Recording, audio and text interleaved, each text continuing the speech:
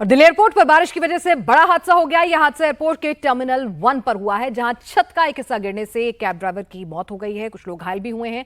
बताया जा रहा है कि जिन पिलर के जॉइंट्स पर छत का वजन था, उन जॉइंट्स में ही जंग लग गया था, जिसकी वजह से यह पिलर टूट गया।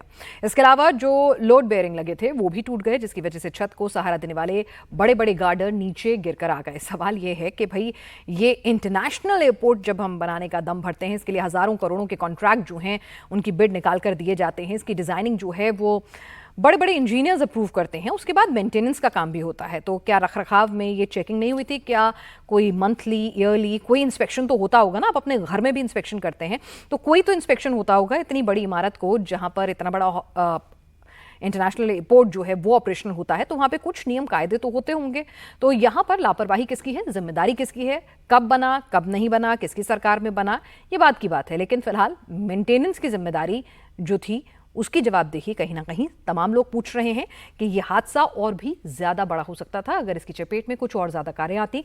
अभी फिलहाल एक ड्राइवर की दर्दनाक मौत की खबर इसमें आ रही है और उसके साथ ही 7 लोग घायल हुए हैं। दिल्ली एयरपोर्ट में ये दर्दनाक हादसा टर्मिनल 1 के पुराने डिपार्चर ब्लॉक में हुआ है। थोड़ी देर पहले यहां पर केंद्रीय उड्डयन मंत्री राममोहन नायडू भी पहुंचे थे। उड्डयन मंत्री ने हालात का जायजा लिया और जांच के आदेश दिए हैं। दिल्ली एयरपोर्ट में जिस जगह यह हादसा हुआ है, वहां इंडिया टीवी की टीम भी पहुंची और जानने की कोशिश की कि आखिर इस हादसे के पीछे की वजह प्रारंभिक तौर पर देखने के बाद क्या लग रही है, क्या कहना है वहां के लोगों का। इंडिया टीवी आपको टर्मिनल T1 की एक्सक्लूसिव तस्वीरें दिखा रहा है। इस वक्त हम पहुंचे हैं, जहां से अगर आप देखेंगे यहाँ जूम करके, तो यहाँ आपको वेल्डिंग फेलियर स्पष्ट दिखाई देगा इस हिस्से में जहां हमारा फोकस है। इसके बाद एक पूरे टर्मिनल का इतना बड़ा हिस्सा गिर गया है। कुल 3 पिलर जो थे वो जवाब दे गए। अगर आप इस एज पर जाकर देखेंगे तो ये पूरी तरह से जंगा हुआ आपको नजर आएगा। नीचे पेंट हो रहा था, लेकिन जहां पेंट नहीं हो रहा था, जिस ज्वाइंट पर पूरे पिलर का वजन था, वो जंग गया है और ये पूरा हिस्सा यहाँ आकर गिरा है। लगभग 500 मीटर के आसपास का हिस्सा ये गिरा है। ये एक्सक्लूसिव तस्वीरें आप देख रहे हैं। ये अगर आप देखेंगे तो पिलर के जो हिस्से हैं वो नीचे गिर गए हैं, जिनके ऊपर वेट था, यानी जो ये पिलर ऊपर से कनेक्टेड थे, यहाँ पर फेलियर हुआ है। अगर आप इस हिस्से को देखेंगे तो इस पिलर पर वजन था और ये वजन जिस पिलर के साथ कनेक्ट था वो टूट गया है, जिसकी वजह से ये पूरा स्ट्रक्चर नीचे आके गिरा। पिलर जिस पर वजन था वो पूरा इंटैक्ट है, लेकिन ये जॉइंट जो आप देख रहे हैं स्क्रीन के बीचों बीच, ये टूटा है। और दिल्ली एयरपोर्ट हादसे को लेकर सियासत होना लाजमी था, जो कि अब जबरदस्त हो रही है। प्रियंका गांधी समेत विपक्ष के कई नेता कह रहे हैं कि झूठ फैलाने की कोशिश हो रही है। प्रियंका गांधी ने ट्वीट कर दावा किया कि प्रधानमंत्री मोदी ने मार्च में जिस टर्मिनल का उद्घाटन किया था, ये वही टर्मिनल है। लेकिन प्रियंका के इस दावे का एविएशन मिनिस्टर राममोहन नायडू ने फैक्ट चेक कर दिया है। टर्मिनल 1 पर जो स्ट्रक्चर गिरा उसका उद्घाटन प्रधानमंत्री ने नहीं किया। जो टर्मिनल गिरा है वो साल 2009 में खोला गया था। इसके बारे में मैं क्लैरिफिकेशन दे दूं कि जो प्रधानमंत्री साहब जो इनॉग्रेट किया वो दूसरा बिल्डिंग है, दूसरी तरफ है। जो यहाँ कोलैप्स हुआ है वो 2009 में 2009 में पुरानी बिल्डिंग है। 2009 में जो उस टाइम ओपन हुआ था, तो उसके ऊपर जो इंस्पेक्शन करना है वो अभी करवाएंगे सर। और एयरपोर्ट पर जिस वक्त यह हादसा हुआ, अफरा तफरी मच गई। हादसे के चश्मदीद ने क्या कुछ बताया है आपको, वो भी सुनवाते हैं। मैं जी सुबह सो रहा था 3 बजे, जब बारिश आई ना हल्का हल्का, तो जब कमरे में गए तो बारिश तेज पड़ने लगे। बहुत 2-3 घंटे 2 घंटे तो बारिश पड़ी। बिजली इतनी तेज कड़की लगा, कहीं बगल में बिजली पड़ी है। हम होटल में बाथरूम में थे। जब बाहर निकले मैं यार बिजली कहीं पड़ी है। पिंटू है मेरा दोस्त, साथ में रहता है, बोला ये बिजली के नजदीक पड़ी है।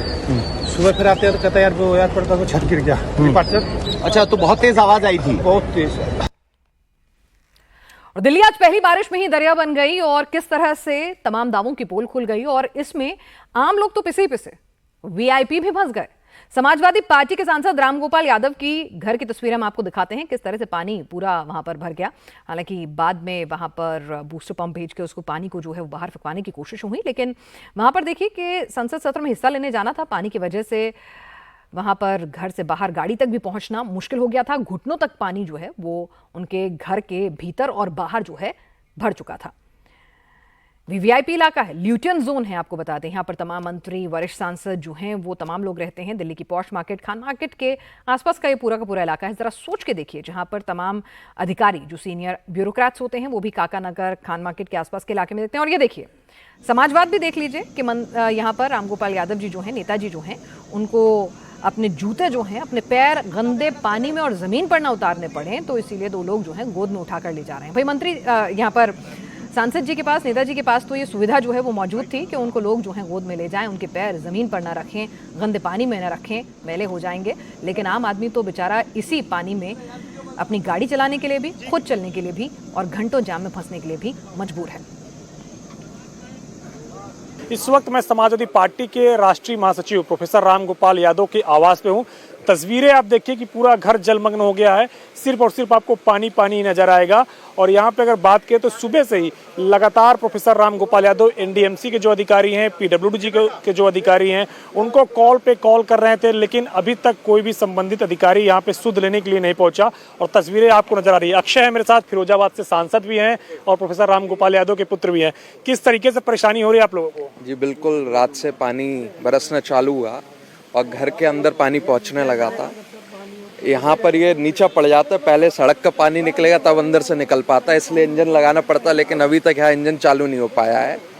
ये एनडीएमसी ने रखा जरूर है लेकिन काम नहीं कर रहा है। और ये स्थिति हर बारिश में होती है, सब अधिकारियों को पता है, उसके बाद भी काम नहीं होता है।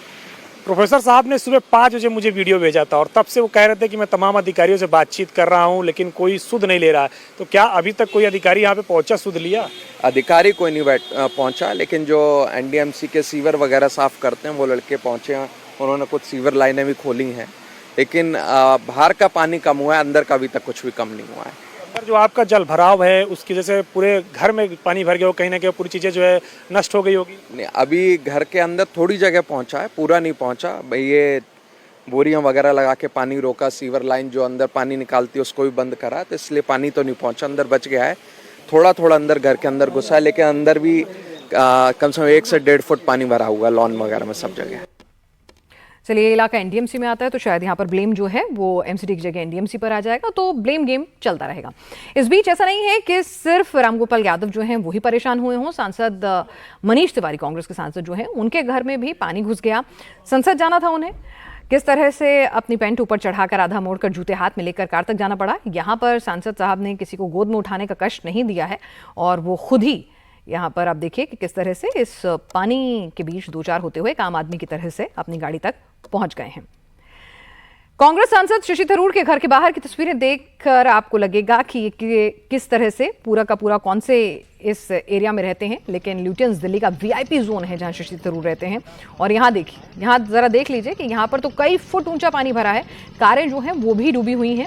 शशि थरूर ने खुद ट्वीट कर जानकारी दी है कि पानी उनके घर में भी घुस गया है, घर के सभी कमरों में पानी भर गया है, कारपेट, फर्नीचर सब खराब हो गया है।